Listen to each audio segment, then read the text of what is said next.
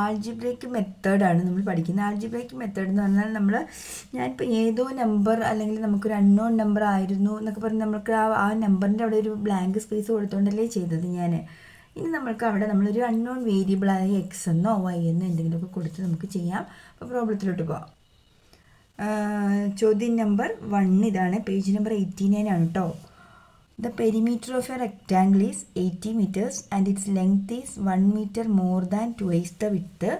What are its length and width? എന്താണ് പറഞ്ഞിരിക്കുന്നത്? ഒരു റെക്റ്റാങ്കിളിൻ്റെ പെരിമീറ്റർ ചുറ്റളവ് എന്ന് പറയുന്നത് 80 മീറ്റർ ആണ്. And its length is 1 metre more than twice the width. അതിൻ്റെ വീതി എത്രയാണോ അതിൻ്റെ 2 മടങ്ങിനേക്കാൾ 1 മീറ്റർ കൂടുതലാണ് അതിൻ്റെ നീളം എന്ന് പറയുന്നത്. What are the length and width? എന്താണ് ചോദ്യത്തിൽ പറഞ്ഞിരിക്കുന്നത്? ഒരു റെക്റ്റാങ്കിൾ തന്നിട്ടുണ്ട്. ആ റെക്റ്റാങ്കിളിൻ്റെ പെരിമീറ്റർ എന്ന് പറഞ്ഞാൽ ചുറ്റളവ്, ഈ 4 വശങ്ങളും കൂട്ടിയാൽ കിട്ടുന്നത് 80 ആണെന്ന് നമുക്ക് തന്നിട്ടുണ്ട്. ഇനി അവർ പറഞ്ഞിരിക്കുന്നത് വിഡ്ത്ത് എത്രയാണോ അത് നമുക്ക് അറിഞ്ഞുകൂടാ. വിഡ്ത്തിനെ ഞാൻ അറിയില്ലാത്തതുകൊണ്ട് ഞാൻ എക്സ് എന്ന് വിളിച്ചു.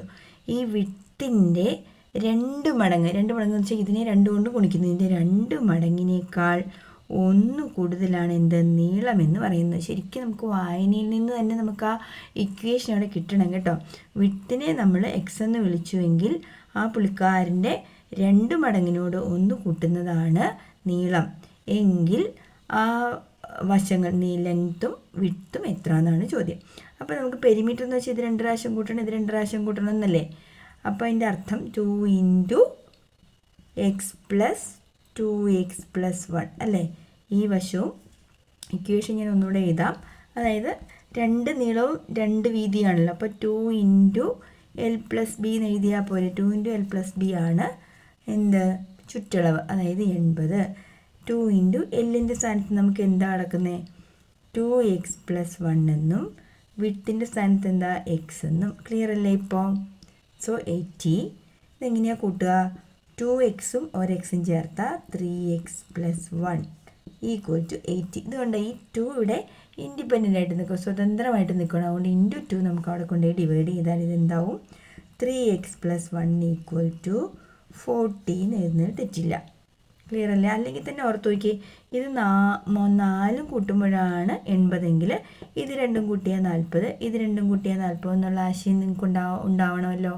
അപ്പോൾ ഇത് 2 കൂട്ടിയാൽ 40 ഉള്ള രീതിയിൽ എഴുതിയാലും മതി. ജസ്റ്റ് ഇത് 2x + 1 + x എന്ന് വെച്ചാൽ 40 ആണ്. മനസ്സിലായി? അപ്പോൾ 2x 1xും 3x + 1 = 14 എന്നും വന്നു. കണ്ട അതേ സെയിം സ്റ്റേറ്റ്മെൻറ്റിലേക്ക് നമ്മൾ വന്നതുണ്ടോ? ഇതിനകത്തുനിന്ന് ഇനി എങ്ങനെ എക്സിൻ്റെ വാല്യൂ എക്സിൻ്റെ വാല്യൂ കണ്ടെത്താനായിട്ട് നമ്മൾ എക്സിനെ ഒറ്റപ്പെടുത്തിയാൽ മതി. അതായത് ആദ്യം +1 എടുത്ത് കളയണം. ചുമ്മാ കളഞ്ഞാൽ പറ്റുമോ?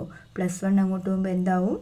3x = 40 - 1 എന്നാവും.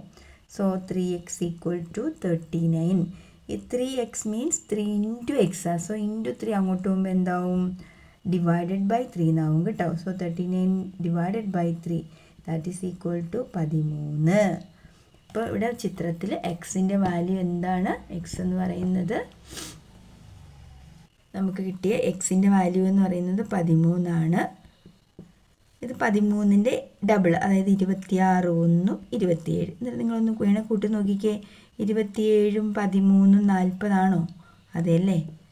ഉറപ്പല്ലേ? അപ്പോൾ ഇവിടെ ഇത് 27, ഇത് 13. അപ്പോൾ 40ഉം 40ഉം എന്ത് വരും? 40ഉം 40ഉം 80. ക്ലിയർ അല്ലേ? Second question, when a 100 rupee note was changed to 20 rupee and 10 rupee notes, 7 notes were got. How many of each? അപ്പോൾ നമ്മൾ എന്താ പറഞ്ഞിരിക്കുന്നത്? ഒരു 100 രൂപ നോട്ടിനെ നമ്മൾ ചില്ലറയാക്കി മാറ്റി.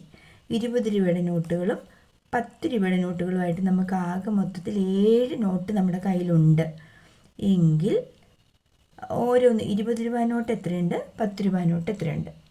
അപ്പോൾ ഞാനിവിടെ 10 രൂപ നോട്ടിനെ എക്സ് എന്നും 20 രൂപ നോട്ടിനെ ഞാൻ വൈ എന്ന് വിളിച്ചു. ക്ലിയർ അല്ലേ ഇവിടെ നിങ്ങൾക്ക്?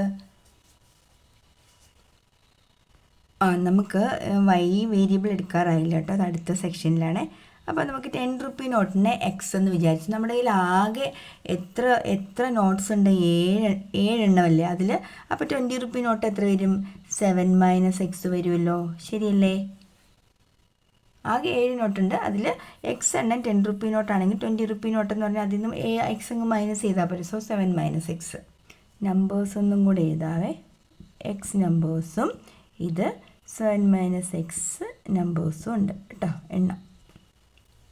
ഇനി നോക്കുക, ഇത് രണ്ടും കൂടി ആഡ് ചെയ്യുമ്പോൾ 100 രൂപ കിട്ടുമല്ലോ. അതായത്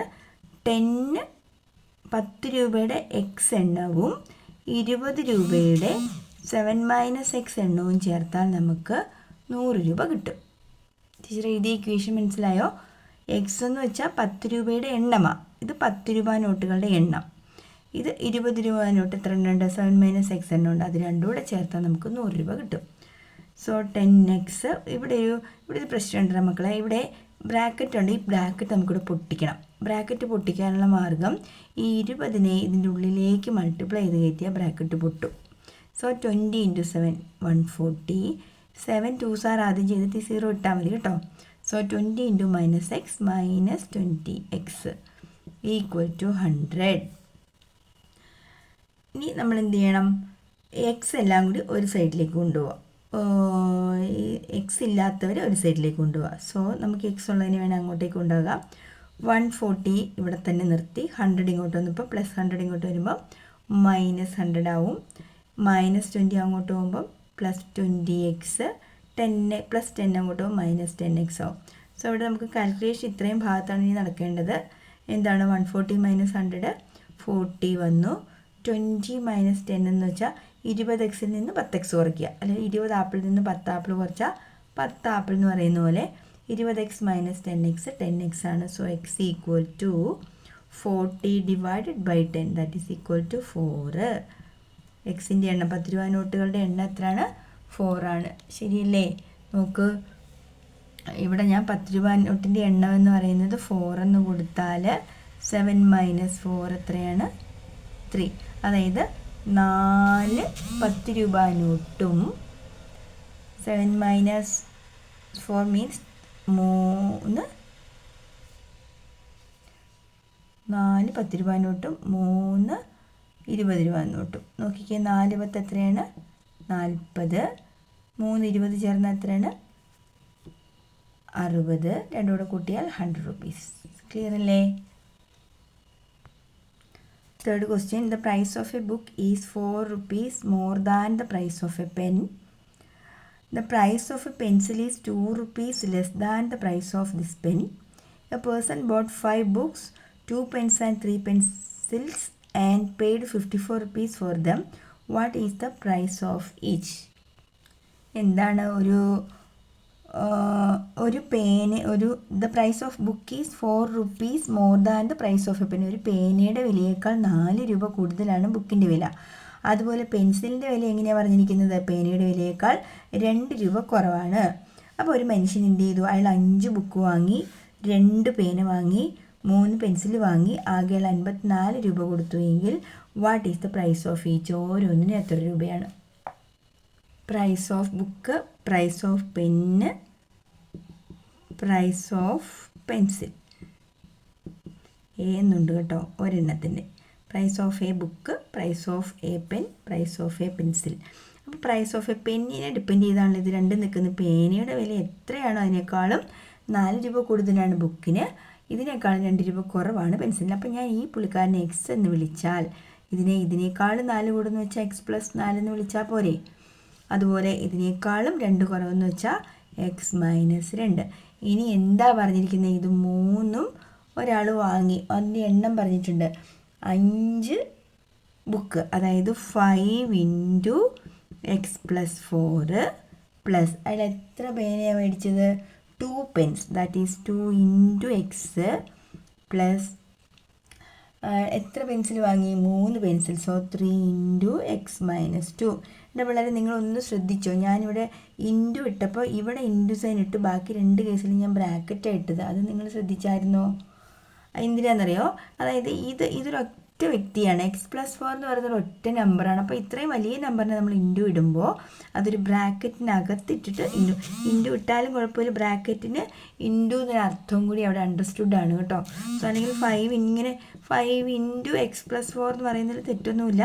പക്ഷേ ഇൻറ്റു ഇല്ലാതെ ഇങ്ങനെ എഴുതിയാൽ ഇത് ഇൻറ്റു ചെയ്യാനാണെന്നുള്ളത് അവിടെ എല്ലാവർക്കും മനസ്സിലാവും. അതുകൊണ്ട് നമ്മൾ ഇൻറ്റു സൈൻ ഇടണമെന്നില്ല. ഇനി ഞാൻ തൊട്ട് മുന്നത്തെ പ്രോബ്ലത്തിൽ പറഞ്ഞ പോലെ തന്നെ നമുക്ക് എന്ത് ചെയ്യണം, നമുക്കിവിടെ ഒരു ബ്രാക്കറ്റ് പൊട്ടിക്കൽ പ്രോസസ്സ് ഉണ്ട്, എന്നാലേ നമുക്ക് ഈ പ്രോബ്ലം കംപ്ലീറ്റ് ആവത്തുള്ളൂ. സോ എങ്ങനെ ചെയ്യണം, 5 ഇൻറ്റു എക്സും 5 ഇൻറ്റു 4ഉം ചെയ്യണം, 3 ഇൻറ്റു എക്സും 3 ഇൻറ്റു 2ഉം ചെയ്യണം. അത് ശ്രദ്ധിച്ചോണം കേട്ടോ. So 5 into X 5x plus 5 into 4 20 plus 2 into X into സാധാരണ നമ്മളൊരു വേരിയബിളിനെ ഇൻറ്റു ചെയ്യുമ്പോൾ ഈ ഇൻറ്റു മാർക്ക് ഇടാറില്ല. ജസ്റ്റ് 2x എന്ന് എഴുതിയാൽ അവിടെ ഇൻറ്റു ചെയ്യാനാണെന്ന് മനസ്സിലാവും. 3 into x 3x 3 2s are 6 equal to 54.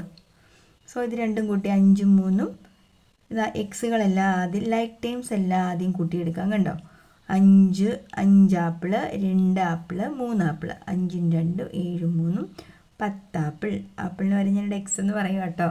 5x 2x 3x കൂട്ടിയ 10x പ്ലസ് 20 മൈനസ് 6 എത്രയാണ് 14 ഈക്വൽ ടു 54. ഇനി നമ്മൾക്ക് എക്സ് അല്ലേ അറിയേണ്ടത്, അപ്പോൾ എക്സിനെ ഒറ്റപ്പെടുത്തണം. So 10x equal to 54 minus 14. So 10x equal to 40. X equal to 40 divided by 10 that is equal to 4. എക്സിൻ്റെ വാല്യൂ എത്രയാണ്, പേനയുടെ വില എന്ന് പറയുന്നത് 4 രൂപയാണ്. ഈ പേനയുടെ വില 4. അപ്പോൾ ഈ പുള്ളിക്കാരനോ, ബുക്കിൻ്റെ വില 4 4 8, പെൻസിലിൻ്റെ വില 4 2 കുറച്ചാൽ എത്രയാണ് 2. ഇനി ഇത് നമുക്ക് ഈ കണക്ക് ശരിയാണെന്ന് നോക്കാം. അതായത് അയാൾ എത്ര പേനയാണ് വാങ്ങിയ, എത്ര ബുക്കാണ് വാങ്ങിയെന്നാണ് പറഞ്ഞത്, 5 ബുക്സ്. സോ 5 ഇൻറ്റു 8 40 രൂപയായി. പിന്നെ അയാൾ വാങ്ങിയത് 2 പേനയാണ്. So 4 2s are 8. പിന്നെ അയാൾ വാങ്ങിയത് 3 പെൻസിലാണ്. So 3 into 2 6 8 6 14 40 54. കണ്ടോ, നമ്മുടെ കണക്ക് കറക്റ്റ്. ഓക്കെ, നമുക്ക് 4ാമത്തെ ചോദ്യം. A square containing 4 numbers in A calendar is marked and the sum of these numbers is 80. What are the numbers?